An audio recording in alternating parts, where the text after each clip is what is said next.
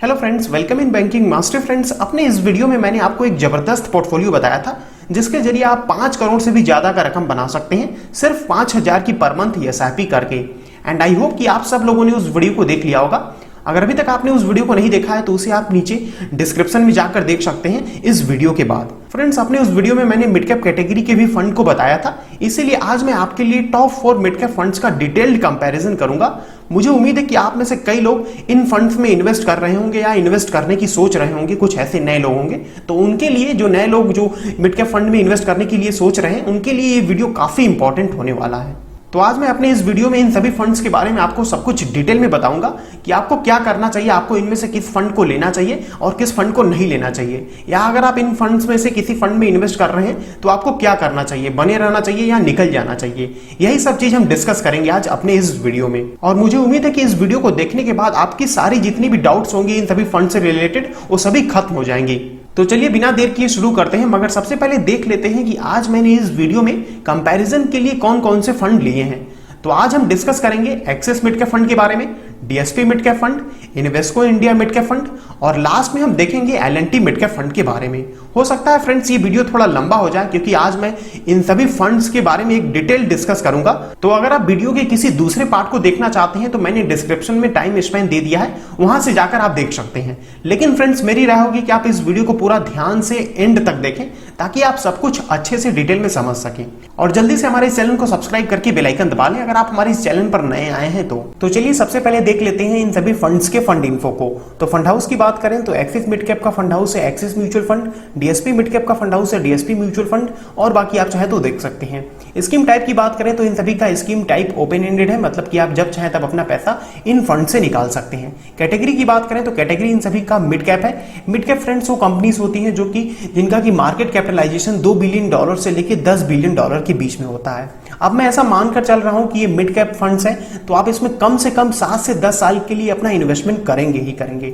और ये mid cap funds उन इन्वेस्टर्स के लिए ज्यादा अच्छा होगा जो कि थोड़ा रिस्क ले सकते हैं। अगर आप ज्यादा जानना चाहते हैं मिड कैप फंड्स के बारे में तब आपको इस वीडियो को जरूर देखना चाहिए। लॉन्च डेट की बात करें डायरेक्ट प्लान के तो सभी को एक ही दिन लॉन्च किया गया है, सभी के डायरेक्ट प्लान को एक ही दिन लॉन्च किया गया है। रेगुलर प्लान की बात करें तो यहाँ पर सबसे पुराना फंड है एल&टी मिड कैप फंड, ये 2004 में लॉन्च हुआ था, और सबसे नया है एक्सिस मिड कैप फंड, ये 2011 में लॉन्च हुआ था। और डीएसपी यहाँ पर 2006 में लॉन्च हुआ था, और Invesco India mid cap fund ये 2007 में लॉन्च हुआ था। तो यहाँ पर अगर हम देखें तो ये सभी फंड्स 9 साल से अधिक पुराने हैं, मतलब कि ये सभी फंड्स एक्सपीरियंस्ड हैं। बेंचमार्क की बात करें तो एक्सिस मिड कैप का benchmark S&P BSE mid cap TRI है, और बाकी का सबका तीनों का सेम है, Nifty mid cap 100 TRI। NAB की बात करें ग्रोथ प्लान के तो यहाँ पर सबसे अधिक एनएबी एल&टी मिड कैप का है 132 रुपए का, और सबसे कम है यहाँ पर एक्सिस मिड कैप का केवल 42 रुपए 5 पैसे के लगभग है यहाँ पर। डिविडेंड प्लान के एनएबी की बात करें तो सबसे अधिक है यहाँ पर 41 रुपए के लगभग डीएसपी मिड कैप का, और सबसे कम है इन्वेस्को इंडिया का 24 रुपए के लगभग। एयूएम की बात करें तो एयूएम सबसे अधिक है डीएसपी मिड कैप का 7,000 करोड़ के लगभग, और सबसे कम है इन्वेस्को इंडिया मिड कैप का 817 करोड़ का ही है सिर्फ। अब डीएसपी का अधिक एयूएम ये शो करता है कि इन्वेस्टर्स का ट्रस्ट इस फंड पर ज्यादा है, इसमें अधिक इन्वेस्ट करते हैं इन्वेस्टर। और यहाँ पर इन्वेस्को इंडिया का कम यहाँ पर एयूएम है, ये शो करता है कि इन्वेस्टर्स का बिलीव इस फंड पर ज्यादा नहीं है, इसमें ज्यादा इन्वेस्ट नहीं करते हैं Invesco India mid cap fund में। और एक्सिस की बात करें तो एक्सिस और यहाँ पर एल&टी इन दोनों का लगभग ठीक है, 5,000 करोड़ के पास है, जो कि ठीक माना जाएगा। अगर आप ज्यादा जानना चाहते हैं एयूएम के बारे में कि एयूएम के अधिक होने से या कम होने से फंड के परफॉर्मेंस पे क्या इंपैक्ट होता है, तो आप इस वीडियो को जरूर देखें। फंड मैनेजर की बात करें तो एक्सिस मिड कैप को मैनेज कर रहे हैं श्रेयस देवलकर, जो कि काफी एक्सपीरियंस्ड फंड मैनेजर है। इन्होंने बीटेक और पीएचडीएम किया हुआ है। डीएसपी मिड कैप को 2 फंड मैनेजर मिलकर मैनेज कर रहे हैं, रेशम जैन और विनीत सैमरे। विनीत सैमरे ने बीकॉम और एफसीए किया हुआ है, ये काफी एक्सपीरियंस्ड फंड मैनेजर हैं और इन्होंने कई कंपनीज के साथ काम किया है। Invesco India mid cap fund को 2 फंड मैनेजर मिलकर मैनेज कर रहे हैं, नीलेश धमनासकर, इन्होंने बीकॉम और एमएमएस किया है फाइनेंस से, और दूसरे फंड मैनेजर है प्रणव गोखले, इन्होंने सीए और एमकॉम किया हुआ है। एल&टी मिड कैप फंड को भी 2 फंड मैनेजर मिलकर मैनेज कर रहे हैं, वियंग नाइक, ये काफी एक्सपीरियंस्ड फंड मैनेजर है, इन्होंने सीएफए किया हुआ है, और दूसरे हैं वेणुगोपाल मंगत, इन्होंने बीएससी मैथमेटिक्स से किया हुआ है और ये एमबीए फाइनेंस भी किए हैं। मिनिमम एसआईपी आप इन सभी फंड्स में 500 से कर सकते हैं। लमसम की बात करें तो एक्सिस में आप 5,000 से और एल&टी में 5,000 से लमसम कर सकते हैं, और यहाँ पर इन्वेस्को में 1000 से और डीएसपी में 500 से। लेकिन फ्रेंड्स मैं सजेस्ट करूंगा कि आप इन फंड्स में लमसम में अपना इन्वेस्टमेंट लमसम के थ्रू अपना इन्वेस्टमेंट ना करें, क्योंकि ये मिड कैप फंड है तो इसमें आपको थोड़ा अधिक रिस्क हो सकता है। इसीलिए मैं आपको सजेस्ट करूंगा कि आप एसआईपी ही करें। एक्सपेंस रेशियो की बात करें डायरेक्ट प्लान के, तो यहाँ पर सबसे अधिक expense ratio DSP mid cap का है 1% का है, और उसके बाद सबसे कम है यहाँ पर एक्सिस का 0.55% का।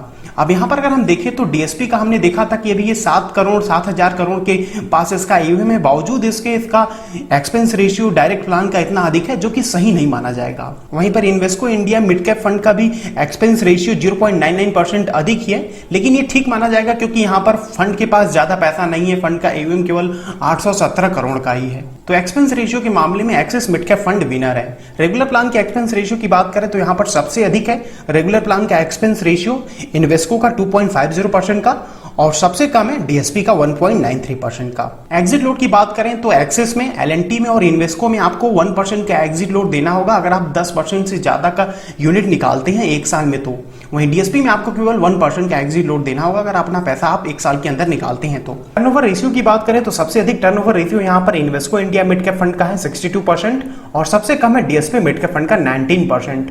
टर्नओवर रेशियो से फ्रेंड्स हमें ये पता चलता है कि अभी रिसेंटली फंड का पोर्टफोलियो कितना चेंज हुआ है। बहुत ज्यादा अगर टर्नओवर रेशियो अधिक होता है तो प्रॉब्लम हो सकता है, फंड को आपका जो रिटर्न होगा वो थोड़ा अफेक्टेड हो सकता है। लेकिन यहाँ पर 62% है और एक्सेस का 56% है, जो कि ठीक है।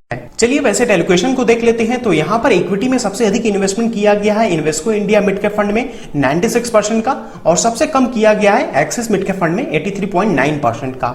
डेट में किसी में भी इन्वेस्टमेंट नहीं किया गया है, केवल एक्सिस मिड कैप फंड में इन्वेस्ट किया गया है। कैश एंड कैश इक्विटी की बात करें तो इसमें सबसे अधिक investment DSP mid cap fund के पास है, मतलब कि डीएसपी मिड कैप फंड ने सबसे अधिक अपने पास पैसा होल्ड करके रखा है। अब इस पूरे एसेट एलोकेशन को देखने के बाद हम ये कह सकते हैं कि एक्सिस मिड कैप फंड का पोर्टफोलियो ज्यादा बैलेंस है इन तीनों फंड्स के कंपैरिजन में।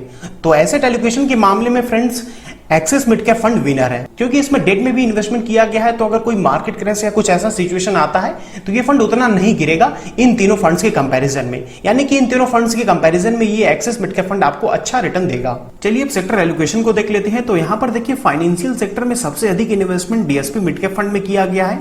फाइनेंशियल सेक्टर का फ्रेंड्स फ्यूचर बहुत ही अधिक ब्राइट है हमारे कंट्री में, और इसमें रैपिड एक्सपेंशन हमें देखने को मिलेगा आने वाले टाइम में। तो हम यहाँ पे ये कर सकते हैं कि डीएसपी में अधिक इन्वेस्टमेंट किया गया है, तो एक अच्छी बात है डीएसपी मिड कैप फंड के लिए। टेक्नोलॉजी सेक्टर की बात करें तो टेक्नोलॉजी सेक्टर में सबसे अधिक investment axis mid cap fund में किया गया है। अब फ्रेंड जैसा कि अपना कंट्री एक डेवलपिंग कंट्री है, तो यहाँ पर टेक्नोलॉजी सेक्टर का काफी अच्छा ग्रोथ होने वाला है फ्यूचर में, क्योंकि ये हम डिजिटलाइजेशन की तरफ बढ़ रहे हैं। तो टेक्नोलॉजी सेक्टर का हमें काफी अच्छा ग्रोथ देखने को मिल सकता है, क्योंकि डे बाई डे जो टेक्नोलॉजी की चीजें हैं, जैसे कि मोबाइल फोन हो गया, कंप्यूटर हो गया, इन सब चीजों का यूज डे बाई डे बढ़ता ही जा रहा है। तो इस सेक्टर में हमें काफी अच्छा ग्रोथ देखने को मिल सकता है फ्यूचर में, जो कि एक अच्छी बात है एक्सिस मिड कैप फंड के लिए, क्योंकि इसमें काफी अधिक इन्वेस्टमेंट किया गया है। एफएमसीजी सेक्टर की बात करें तो एफएमसीजी सेक्टर के पास काफी अधिक पॉसिबिलिटी है रूरल एरियाज में ग्रोथ करने का फ्यूचर टाइम में। तो यहाँ पर एफएमसीजी में सबसे अधिक इन्वेस्टमेंट किया गया है कैटेगरी में है। लेकिन अगर हम देखें फंड की बात करें तो फंड में डीएसपी मिड कैप फंड में सबसे अधिक इन्वेस्टमेंट किया गया है। एनर्जी सेक्टर की बात करें तो एनर्जी सेक्टर में सबसे अधिक Invesco India mid cap fund में इन्वेस्ट किया गया है। अब फ्रेंड्स एनर्जी सेक्टर काफी अच्छा ग्रो कर रहा है पास्ट के कुछ ईयर्स से, तो ये एक अच्छी बात है कि इन्वेस्को में अधिक इन्वेस्टमेंट किया गया है। हेल्थ केयर सेक्टर की बात करें तो हेल्थ केयर सेक्टर में सबसे अधिक इन्वेस्टमेंट किया गया है एलएनटी मिड कैप फंड में।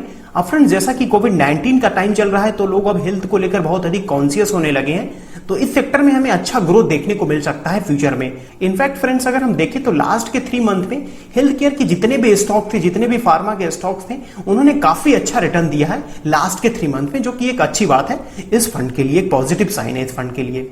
कंस्ट्रक्शन सेक्टर की बात करें तो कंस्ट्रक्शन में अगेन एलएनटी में बहुत अधिक इन्वेस्टमेंट किया गया है। अब जैसा कि हमने आपको बताया कि इंडिया एक डेवलपिंग कंट्री है, तो यहाँ पर डे बाय डे जो इंफ्रास्ट्रक्चर है उनमें डेवलपमेंट हो रहा है, तो हमें कंस्ट्रक्शन सेक्टर में भी अच्छा ग्रोथ देखने को मिल सकता है अपकमिंग टाइम्स में। सर्विसेज की बात करें तो सर्विस सेक्टर में सबसे अधिक इन्वेस्टमेंट किया गया है एक्सिस मिड कैप फंड में। अब फ्रेंड सर्विस सेक्टर का भी काफी अच्छा ग्रोथ है इंडिया में, ऑटोमोबाइल सेक्टर की बात करें तो ऑटोमोबाइल सेक्टर में इन्वेस्को में सबसे अधिक इन्वेस्टमेंट किया गया है। ऑटोमोबाइल सेक्टर के साथ क्या है, जैसे जैसे हमारी जीडीपी इंक्रीज करेगी वैसे वैसे हमको इस सेक्टर में काफी अच्छा ग्रोथ देखने को मिलेगा। लेकिन अभी फिलहाल कुछ टाइम में जो है इसमें काफी कम ग्रोथ देखने को हमें मिला। जब से ये लॉकडाउन चला है लोग ऑटोमोबाइल्स को ज्यादा प्रेफर नहीं कर रहे हैं, जो लोग ज्यादा पब्लिक ट्रांसपोर्ट नहीं कर रहे हैं, ऑटोमोबाइल की जो सेल है वो काफी अफेक्टेड हुई है इस कोविड-19 की वजह से। लेकिन अनलॉक के साथ ये थोड़ा सा अब इसको पुश मिल रहा है इस सेक्टर को। कॉन्स एंड ड्यूरेबल की बात करें तो कॉन्स एंड ड्यूरेबल में सबसे अधिक investment axis mid cap fund में किया गया है। ये सेक्टर भी फ्रेंड्स आगे फ्यूचर टाइम में काफी अच्छा ग्रोथ दे सकता है। केमिकल सेक्टर की बात करें तो केमिकल सेक्टर में सबसे अधिक investment DSP mid cap fund में किया गया है। केमिकल सेक्टर में फ्रेंड्स हमें 13 to 14% ग्रोथ देखने को मिल सकता है नेक्स्ट 5 इयर्स में, ऐसा एस्टिमेट किया गया है। कम्युनिकेशन सेक्टर की बात करें तो यहां पर सबसे अधिक इन्वेस्टमेंट अगर हम देखें ध्यान से तो इन्वेस्को में अधिक इन्वेस्टमेंट किया गया है और कैटेगरी और इन्वेस्को का लगभग बराबर ही इन्वेस्टमेंट है और एक्सिस में भी ठीक इन्वेस्टमेंट किया गया है। अब जैसे जैसे टेक्नोलॉजी सेक्टर को पुश मिलेगा वैसे वैसे कम्युनिकेशन सेक्टर भी काफी अच्छा ग्रोथ होगा, उसमें भी हमें ग्रोथ देखने को मिलेगा। मेटल सेक्टर की बात करें तो मेटल सेक्टर ने काफी अच्छा ग्रोथ दिया है पास्ट के कुछ टाइम से। पर कैपिटा कंजम्पशन स्टील का 57 केजी से 74 केजी हो गया है। तो मेटल्स में एल&टी मिड कैप फंड में सबसे अधिक इन्वेस्टमेंट किया गया है। टेक्सटाइल सेक्टर की बात करें तो टेक्सटाइल सेक्टर का इस टाइम में भी मार्केट काफी डाउन है, क्योंकि जब से लॉकडाउन चल रहा है लोग कपड़े वगैरह नहीं खरीद रहे हैं, तो इस टाइम हमें काफी डाउन देखने को मिल जाएगा। लेकिन ऐसा एक्सपेक्ट किया गया है कि इसमें 20% का ग्रोथ हमें देखने को मिल सकता है आने वाले अपकमिंग टाइम्स में। इंजीनियरिंग सेक्टर की बात करें तो इसमें सबसे अधिक investment Invesco India mid cap fund में किया गया है। ये सेक्टर $28 बिलियन से $42 बिलियन का हो जाएगा फाइनेंशियल ईयर 2020-22 तक। तो यहां पर कुछ ऐसे सेक्टर हैं जिसमें कि बहुत अच्छा ग्रोथ हमें देखने को मिल सकता है आने वाले टाइम्स में, जैसे कि फाइनेंशियल हो गया, टेक्नोलॉजी हो गया, हेल्थ केयर हो गया, सर्विसेज हो गया। और इन सेक्टर में लगभग अगर हम देखें तो सभी सेक्टर में अच्छा इन्वेस्टमेंट किया गया है सभी फंड्स में। चलिए टॉप 10 होल्डिंग्स को देख लेते हैं। तो एक्सिस मिड कैप फंड में इन्वेस्ट किया गया है एवेन्यू सुपरमार्ट्स में। ये राधा किशन दमानी की कंपनी है, वर्चुअली डेट फ्री कंपनी है ये। इसने अपने डेट को रिड्यूस किया है। 40% का इसने कंसिस्टेंट रिटर्न दिया है लास्ट के 5 इयर्स में। हालांकि ये कंपनी प्रॉफिट गेन कर रही है लेकिन ये डिविडेंड नहीं दे रही है। इसका रिटर्न ऑन इक्विटी 17.45% है। फिर उसके बाद इप्का लैबोरेटरीज में इन्वेस्ट किया गया है। ये एक फार्मास्यूटिकल कंपनी है, ये भी कंप्लीटली डेट फ्री कंपनी है। इसने रिटर्न ऑन इक्विटी 15.09% का दिया है। इसने काफी अच्छा परफॉर्म किया है लास्ट के 1 ईयर में, लेकिन इसका ग्रोथ 5 इयर्स में, लास्ट के 5 इयर्स में अच्छा नहीं है, केवल 2.68% का है। फिर उसके बाद इसमें बाटा इंडिया में इन्वेस्ट किया गया है। जब से लॉकडाउन स्टार्ट हुआ है तब से इसका परफॉर्मेंस काफी अफेक्ट हुआ है और इसका ग्रोथ अच्छा नहीं है लास्ट के 5 इयर्स का। वोल्टास की बात करें तो इसका काफी परफॉर्मेंस अफेक्टेड हुआ है लॉकडाउन की वजह से, लेकिन अब ये थोड़ा इंप्रूव कर रहा है। ये एक वर्चुअली डेट फ्री कंपनी है। इसने डिविडेंड पे आउट 24.92% का दिया है। प्रमोटर की होल्डिंग इस कंपनी की कम है और इसने रिटर्न ऑन इक्विटी लास्ट के 3 ईयर में कम दिया है। रियल इंडस्ट्री की बात करें तो ये एक एग्रीकल्चर रिलेटेड कंपनी है। ये क्रॉप प्रोटेक्टिंग केमिकल्स को बनाती है और इसने 50% का रिटर्न दिया है लास्ट के 2 मंथ में। ट्रेंड की बात करें तो ये एक फुटवियर और टॉय मेकिंग कंपनी है। लॉकडाउन की वजह से इसका परफॉर्मेंस डाउन है, क्योंकि लोग जो है ज्यादा बाहर निकल नहीं रहे हैं तो फुटवियर वगैरह नहीं खरीद रहे हैं और इसने अपना डेट काफी कम किया है। ये एक वर्चुअली डेट फ्री कंपनी है, लेकिन इसका जो इंटरेस्ट कवरेज रेशियो काफी कम है। टाटा कंज्यूमर प्रोडक्ट्स की बात करें तो ये प्रोडक्शन करती है टी और कॉफी का। इसने काफी अच्छा परफॉर्म किया है लास्ट के 3 मंथ में। ये एक डेट फ्री कंपनी है, लेकिन इसका रिटर्न ऑन इक्विटी कम है लास्ट के 5 ईयर से और इसमें प्रमोटर की होल्डिंग भी कम है। नेक्स्ट जिस कंपनी में इन्वेस्ट किया गया वो है एस्ट्रल पॉलीटेक्निक लिमिटेड। ये एक प्लास्टिक मेकिंग मैन्युफैक्चरिंग कंपनी है। इसका परफॉर्मेंस काफी डाउन हुआ है, लेकिन ये एक वर्चुअली डेट फ्री कंपनी है और ये अपने डेट को कम कर रही है। लेकिन इस कंपनी में भी प्रमोटर का होल्डिंग कम है लास्ट के 3 ईयर से। सुप्रीम इंडस्ट्री की बात करें तो ये भी एक प्लास्टिक इंडस्ट्री है, प्लास्टिक मेकिंग इंडस्ट्री है। इसका परफॉर्मेंस पहले के कंपैरिजन में काफी कम हुआ है, लेकिन जो अच्छी बात है कि अब ये इसका परफॉर्मेंस अब ये इंप्रूव कर रही है और इसने काफी अच्छा हेल्दी डिविडेंड पे आउट दिया है। एम्फेसिस की बात करें तो ये एक मेंटेनेंस सर्विस प्रोवाइडर कंपनी है। इसने काफी अच्छा परफॉर्म किया है लास्ट के 3 मंथ में। इसका शेयर 641 रुपीज का था 30 मार्च को और 30 जुलाई को ये 1155 रुपए का हो गया, मतलब कि जस्ट डबल हो गया है लास्ट 4 मंथ में। और ये एक डेट फ्री कंपनी है। तो अगर हम यहाँ पर देखें तो एक्सिस मिड कैप फंड के लगभग सभी होल्डिंग, सभी कंपनीज अच्छे हैं। डीएसपी मिड कैप फंड की होल्डिंग की बात करें तो इसमें इप्का लैबोरेटरीज में इन्वेस्ट किया गया है। अभी मैंने आपको बताया है कि ये एक फार्मास्यूटिकल कंपनी है, इसका रिटर्न ऑन इक्विटी अच्छा है। फिर उसके बाद बालकृष्ण इंडस्ट्रीज में इन्वेस्ट किया गया है। ये मैन्युफैक्चर करती है और सेल करती है हाईवे टायर्स को। इसका काफी अच्छा ग्रोथ रहा है पास्ट के कुछ टाइम से और इसने हेल्दी डिविडेंड पे आउट दिया है 27.10% का। कोरोमंडल इंटरनेशनल की बात करें तो ये इंगेज है फार्म इनपुट्स में, जैसे कि ये फर्टिलाइजर वर्क बनाती है, ऑर्गेनिक पोस्ट बनाती है। इस कंपनी ने काफी कंसिस्टेंट ग्रोथ दिया है और इसने अपनी डेट को कम किया है। इसका रिटर्न ऑन इक्विटी अच्छा है 25.39% का और इसने भी हेल्दी डिविडेंड पे आउट दिया है। मानापुरम फाइनेंस की बात करें तो ये एक नॉन बैंकिंग फाइनेंस कंपनी है। इसने काफी अच्छा परफॉर्म किया है पास्ट की कुछ टाइम से और इसका प्रॉफिट ग्रोथ काफी कंसिस्टेंट रहा है 32.51% का लास्ट के 5 ईयर्स में। फिर डेविस लेबोरेटरीज की अगर हम बात करें तो ये एक फार्मास्यूटिकल कंपनी है। इसने लास्ट के 1 मंथ में काफी अच्छा गेन किया है और इसने भी अपनी डेट को काफी कम कर लिया है। इन्फोसिस को आप सभी जानते ही होंगे कि इन्फोसिस ये एक काफी अच्छी कंपनी है। द रैमको सीमेंट ये भी काफी एक अच्छा कंपनी है। सुप्रीम इंडस्ट्री के बारे में मैंने आपको अभी बता दिया है।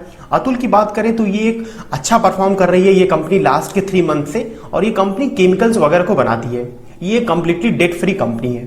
एचडीएफसी बैंक के बारे में आपको पता ही होगा कि ये काफी अच्छा कंपनी है। तो अगर हम देखें तो डीएसपी मिड कैप के सभी होल्डिंग्स, डीएसपी मिड कैप के भी होल्डिंग्स सभी अच्छे हैं। इन्वेस्को इंडिया मिड कैप के होल्डिंग की बात करें तो इसमें कोरोमंडल इंटरनेशनल में इन्वेस्ट किया गया है, बालकृष्ण इंडस्ट्रीज में, इंद्रप्रस्थ गैस में। इंद्रप्रस्थ गैस की बात करें तो ये इसने काफी अच्छा परफॉर्म किया है लास्ट के 3 मंथ में और ये एक वर्चुअली डेट फ्री कंपनी है। मुथूट फाइनेंस के बारे में आपको पता ही होगा कि ये काफी अच्छा कंपनी है। वर्लपूल भी, ये भी एक काफी अच्छा कंपनी है। डिक्सॉन टेक्नोलॉजी की बात करें तो ये इंगेज है इलेक्ट्रॉनिक प्रोडक्ट्स को बनाने में और इसने कंसिस्टेंट ग्रोथ दिया है।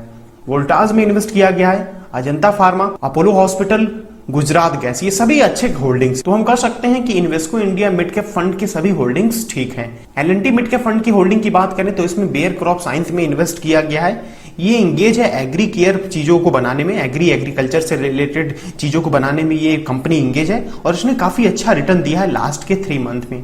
इप्का लेबोरेटरीज में इन्वेस्ट किया गया है, Shri cement, about India, Coromandel international, Tata consumer products, इसके बारे में मैंने आपको अभी बताया है। ये सभी कंपनीज अच्छी हैं। डेविस लेबोरेटरीज में इन्वेस्ट किया गया है, एम्फेसिस में इन्वेस्ट किया गया है, बर्गर पेंट इंडिया में ये इन्वेस्ट किया गया है। ये भी एक काफी अच्छा कंपनी है, पेंट वगैरह बनाती है। अतुल के बारे में मैंने आपको बता दिया कि ये केमिकल बनाती है, काफी अच्छा, इसने लास्ट के 3 मंथ में काफी अच्छा परफॉर्म किया है। तो अगर हम देखें तो इन सभी फंड्स की होल्डिंग ठीक है। तो होल्डिंग के मामले में ये सभी फंड्स ठीक हैं। कंसंट्रेशन एंड वैल्यूएशन की बात करें तो यहाँ पर सबसे अधिक नंबर ऑफ स्टॉक्स में इन्वेस्टमेंट किया गया है एल&टी मिड कैप में और सबसे कम है यहाँ पर Invesco India mid cap fund में। उसके बाद एक्सिस की अगर हम बात करें तो एक्सिस में 53 स्टॉक्स में इन्वेस्टमेंट किया गया है, जो कि ठीक माना जाएगा। ओवरऑल सभी में ठीक है, केवल एल&टी में थोड़ा सा अधिक है। अब यहाँ पर अधिक स्टॉक में इन्वेस्टमेंट होने की वजह से फंड मैनेजर को प्रॉब्लम होता है मैनेज करने में फंड को। टॉप 10 स्टॉक्स के कंट्रीब्यूशन की बात करें तो सबसे अधिक कंट्रीब्यूशन यहाँ पर डीएसपी मिड कैप फंड का है 35.15% और सबसे कम है एल&टी मिड कैप फंड का 27.50% और एक्सिस का और इन्वेस्को का ठीक है। अब मतलब कि फ्रेंड्स डीएसपी मिड कैप का 35.15% जो टॉप 10 होल्डिंग्स अभी मैंने आपको बताया है डीएसपी का, उसमें इन्वेस्ट किया गया है। टॉप 3 सेक्टर की कंट्रीब्यूशन की बात करें तो सबसे अधिक contribution again DSP mid cap fund में है 46.23% का और सबसे कम है Invesco India mid cap fund में 36.45% का। प्राइस टू अर्न रेशियो की बात करें तो friends price to earn ratio यहां पर सबसे अधिक है एक्सिस मिड कैप फंड का 30.35% का और सबसे कम है डीएसपी मिड कैप फंड का। अब यहां पर फ्रेंड्स एक्सिस का प्राइस टू अर्न रेशियो अधिक है तो इसका ये मतलब नहीं है कि ये फंड खराब है। Price to earn ratio company के शेयर प्राइस का और कंपनी को कितना अर्निंग हो रहा है पर शेयर पर, इसका रेशियो होता है। Price to earn ratio friends generally 30 से कम रहे तो अच्छा माना जाता है और यहां पर अगर हम देखें तो सभी का प्राइस टू अर्न रेशियो 30 से कम है, मतलब कि ठीक है सभी का price to earn ratio. Investment style की बात करें तो इन सभी का इन्वेस्टमेंट स्टाइल ग्रोथ ओरिएंटेड है और ये सभी मेनली मिड कैप कंपनीज में इन्वेस्ट करते हैं। चलिए अब ट्रेलिंग रिटर्न को देख लेते हैं। तो यहां पर देखिए 3 मंथ के टाइम पीरियड में सबसे अधिक रिटर्न दिया है डीएसपी मिड कैप फंड ने और उसके बाद सबसे कम दिया है एक्सिस मिड कैप फंड ने। 6 मंथ के टाइम पीरियड की बात करें तो 6 मंथ के टाइम पीरियड में सबसे अधिक negative return L and T mid cap fund ने दिया है, जबकि सबसे कम negative return Axis mid cap fund ने दिया है -5.70% का। क्योंकि फ्रेंड्स अभी हमने देखा है कि इसमें डेट में भी इन्वेस्टमेंट किया गया है एक्सिस मिड कैप फंड में, इसीलिए जब ये कोई भी मार्केट क्रैश या कोई ऐसा सिचुएशन आता है तो ये कम गिरेगा, मतलब कि आपको कम निगेटिव रिटर्न इसमें देखने को मिलेगा एक्सिस मिड कैप फंड में। 1 ईयर के टाइम पीरियड की बात करें तो 1 ईयर के टाइम पीरियड में सबसे अधिक रिटर्न दिया है एक्सिस मिड कैप फंड ने और सबसे कम एल&टी ने दिया है। 3 इयर्स के टाइम पीरियड की बात करें तो 3 इयर्स के टाइम पीरियड में अगेन सबसे अधिक रिटर्न दिया है एक्सिस मिड कैप फंड ने 9.81% का और सबसे कम दिया है बल्कि माइनस में दिया है एल&टी ने। एल&टी मिड कैप फंड ने माइनस में दिया है -1.66% का। 5 ईयर्स के टाइम पीरियड की बात करें तो 5 ईयर्स के टाइम पीरियड में यहाँ पर सबसे अधिक डीएसपी ने दिया है रिटर्न। और 7 ईयर्स के टाइम पीरियड की बात करें तो 7 ईयर्स के टाइम पीरियड में यहाँ पर सबसे अधिक डीएसपी मिड कैप फंड ने रिटर्न दिया है 20.78% का, और सबसे कम है एल&टी मिड कैप फंड का। तो ट्रेलिंग रिटर्न के मामले में फ्रेंड्स हम कह सकते हैं कि एक्सिस मिड कैप फंड यहां पर विनर है, क्योंकि एक्सिस मिड कैप ने सभी टाइम पीरियड्स में और तीनों फंड्स के कंपैरिजन में काफी अच्छा रिटर्न दिया है। चलिए अब एनुअल रिटर्न को देख लेते हैं। तो यहां पर 2014 में सबसे अधिक रिटर्न दिया है एल&टी मिड कैप फंड ने। 2015 में अगेन एल&टी ने सबसे अधिक रिटर्न दिया है। 16 की बात करें तो 16 में डीएसपी ने सबसे अधिक रिटर्न दिया है। 17 में एल&टी मिड कैप फंड ने ज्यादा रिटर्न दिया है। 18 की बात करें तो 18 में जहां सभी फंड ने नेगेटिव रिटर्न दिया है, वहीं पर एक्सिस मिड कैप फंड ने पॉजिटिव रिटर्न दिया है। 2019 की बात करें तो 2019 में भी एक्सिस मिड कैप फंड ने काफी अच्छा रिटर्न दिया है। तो ओवरऑल अगर हम बात करें तो एनुअल रिटर्न के मामले में इन सभी फंड्स का परफॉर्मेंस काफी मिक्स है। अब देख लेते हैं अपने लास्ट पैरामीटर को, जो कि है रिस्क मेजर।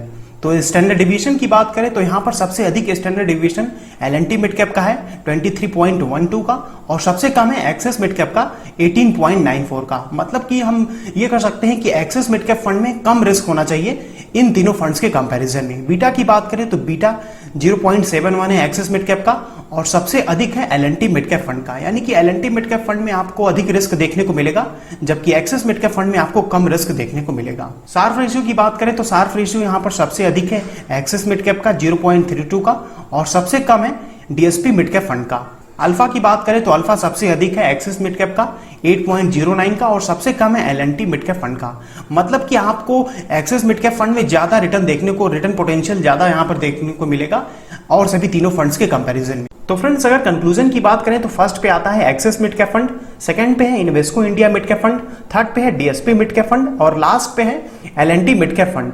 अब अगर आप इन फंड्स में इन्वेस्ट कर रहे हैं तो इन्वेस्टमेंट करते रहें अपना, और टाइम टू टाइम अपने इन्वेस्टमेंट को ट्रैक करते रहें। नए लोग चाहे तो एक्सिस मिड कैप फंड में इन्वेस्ट कर सकते हैं। आप इन फंड्स में कम से कम 7 से 10 साल के लिए अपना इन्वेस्टमेंट प्लान करें। आप चाहे तो इन सभी फंड्स में ग्रो ऐप के थ्रू इन्वेस्ट कर सकते हैं। ग्रो ऐप का लिंक मैं आपको नीचे डिस्क्रिप्शन में दे दूंगा। ये ऐप वाकई में बहुत अच्छा है, मैं खुद भी इसी ऐप का यूज करता हूं इन्वेस्टमेंट करने के लिए। साथ ही फाइनेंस मार्केट और बिजनेस से जुड़े लेटेस्ट अपडेट के लिए आप हमारे सेकेंडरी चैनल फाइनेंस मास्टरी को भी सब्सक्राइब करना ना भूलें। आई होप कि फ्रेंड्स आपको ये वीडियो पसंद आया होगा। पसंद आया हो तो इस वीडियो को लाइक और शेयर जरूर करें अपने सभी फ्रेंड्स सर्कल में। आपने हमें अपना कीमती समय दिया, इसके लिए आपका बहुत बहुत धन्यवाद।